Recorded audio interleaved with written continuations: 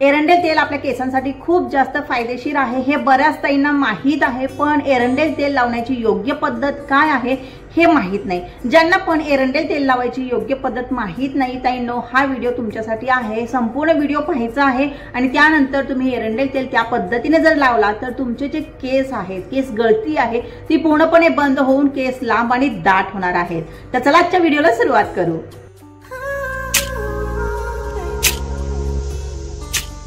Namaste my to family, कशा तुम्ही सर्वजण। सोलापुरीताई या युट्यूब चॅनलवरती तुम्हा सर्वांचं मनापासून खूप खूप स्वागत आहे। आशा करते तुम्ही सर्वजण खूप मस्त आणि खूप मजेत असाल।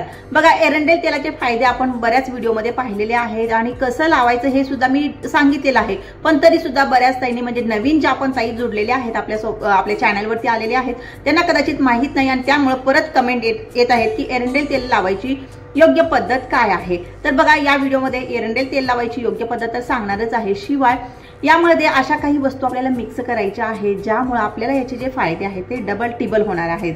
बघा, नुसतं आपण कधीही एरंडेल तेल लावू शकत नाही, कारण की हे खूप जास्त स्टिकी असतं, चिकट असतं आणि घट्ट सुद्धा असतं आणि त्यामुळे केसांना हे जर हे असं डायरेक्ट लावलं तर त्याचा फायदा आपल्याला काहीच मिळणार नाहीये, कारण की ते केसांना व्यवस्थित लावलं जाणार नाही। चिकट असल्यामुळे ते एकाच जागेमध्ये जमून बसतं आणि त्यामुळे ते व्यवस्थित आपल्या स्काल्पला मिळत नाही। पोषक तत्व जे आहे ते आतपर्यंत जात नाहीत, पोहोचत नाहीत, केसांच्या मुळांपर्यंत तेल जे आहे ते पोहोचत नाही। त्यामुळे आपल्याला काय करायचं असतं बघा, हे तेल लावण्यासाठी आपण एक चमचा जो आहे तो एरंडेल तेल घ्यायचा आहे। एक चमचा एरंडेल तेल घ्या, त्यामध्ये परत एक चमचा काय घालायचं आहे, तुम्ही बदामाचं तेल घाला किंवा खोबऱ्याचं तेल घाला। आता बघा, दोन्ही सुद्धा तुम्ही मिक्स करू शकता किंवा त्यापैकी दोन्हीपैकी एक कुठलं तरी मिक्स करू शकता।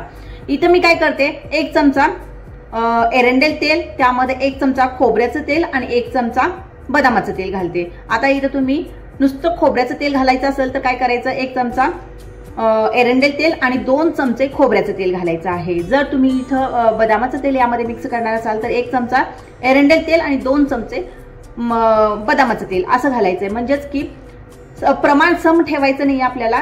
तर इथं आपल्याला प्रमाण जे आहे ते कसं ठेवायचं आहे, 1:2 असं प्रमाण ठेवायचं आहे, म्हणजेच की एरंडेल तेल एक चमचा घेतलं तर बाकीची जी तेल आहे ते 2 चमचे मिक्स करायचे आहेत।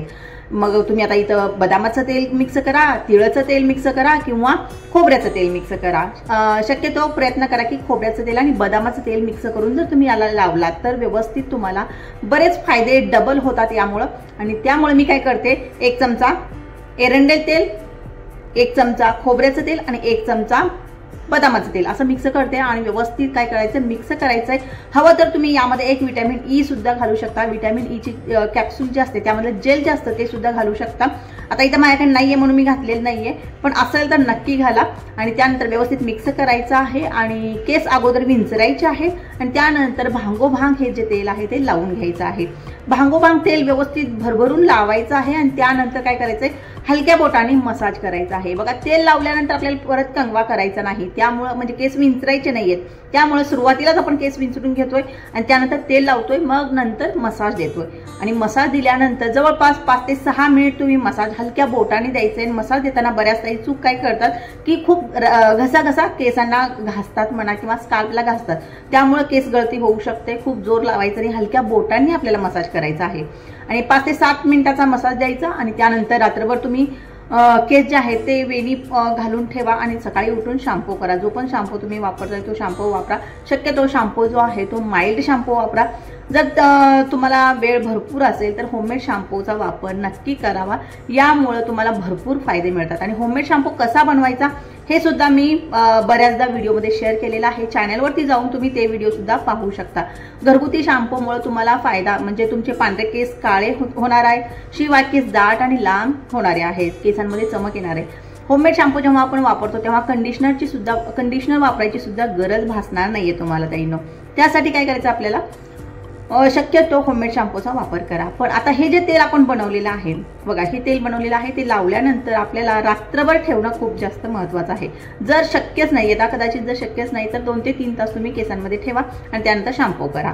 असं नियमित जर करायला लागलं तर तुम्हाला त्याचे फायदे जे आहेत ते लवकरात लवकर मिळताना दिसणार आहेत आणि हे जे तेल आहे या तेलामुळे तुमचा हेअर ग्रोथ जो आहे तो खूप जास्त फास्ट होणार आहे आणि केस गळती पूर्णपणे बंद होणार आहे। अशा करते लक्षात आला असेल एरंडेल तेल कसं वापरायचं, काय वापरायचं आणि आठवड्यातून तुम्ही याला 2 वेळा वापरू शकता।